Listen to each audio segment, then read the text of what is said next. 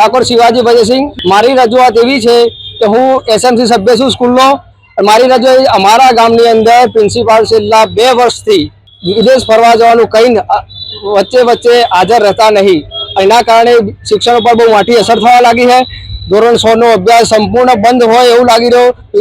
અત્યારે પ્રિન્સિપાલની જગ્યાએ 4 સંભાળી રહ્યા છે સાહેબ, એ 6ઠ્ઠા ધોરણનો અભ્યાસક્રમ ચલાવી રહ્યા છે। એ અને બીજા શિક્ષકોને પણ શિક્ષક હાજર ના હોય પ્રિન્સિપાલ એટલે વચ્ચે વચ્ચેનું કામ કલાક રોકાઈને પણ કરવું પડે એમને। એના આધારે દરેક ધોરણની અંદર આ ભણવામાં બહુ પણ વિદ્યાર્થીઓને તકલીફ પડી રહી છે। શિક્ષિકાનું નામ છે પટેલ પ્રગતિબેન જયંતીલાલ। છેલ્લા 2 વર્ષની વચ્ચે અંતરાળથી ગયેલા છે।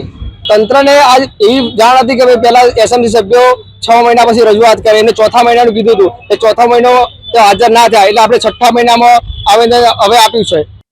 એ જે ન્યુઝીલેન્ડ ગયેલા છે એનઓસી લઈને ગયા છે અને એનઓસી નો સમય પૂરો થયા છતાં એ હાજર થયા નથી, એટલે અહીંથી શિક્ષણ વિભાગ દ્વારા એમને શોકોઝ નોટિસ પણ આપવામાં આવી છે અને એમનો જવાબ મેળવી અને આગળની કાર્યવાહી કરવામાં આવશે। 3 મહિનાથી એનઓસી લઈને ગયા હતા, એટલે ગણો ને કે ડિસેમ્બર મહિનામાં ગયેલા છે અને ફેબ્રુઆરી મહિના સુધી એમની એનઓસી, એટલે એમને શોકોઝ નોટિસ આપી અને એમને કે તમે તમારા સમય કરતાં વધારે સમય રોકાયા છો એના આધારે તમે તરત પાછા ફરો, એ રીતે કરશું અને એ આવે એના પછી આગળની જે શિક્ષાત્મક કે કાર્યવાહી કરવાની થતી હશે એ કરશું। નિયમો ના પગાર અમે ચાલુ નથી રાખતા, જેવા એમનો સમય પૂરો થઈ જાય કે એનઓસી માટે આપણે આપી હોય એના પછી એમનો પગાર ચાલુ નથી રહેતો। એનઓસી એ કાયદેસર શિક્ષક પોતે જતો હોય છે તો એનો અધિકાર હોય છે, તો એ રીતે આપણે કરતા હોઈએ છીએ, પણ જેવું એનઓસી નો સમય પૂરો થઈ જાય એટલે આપણે એમને પગાર આપવાનો એ તપાસ કરાવી।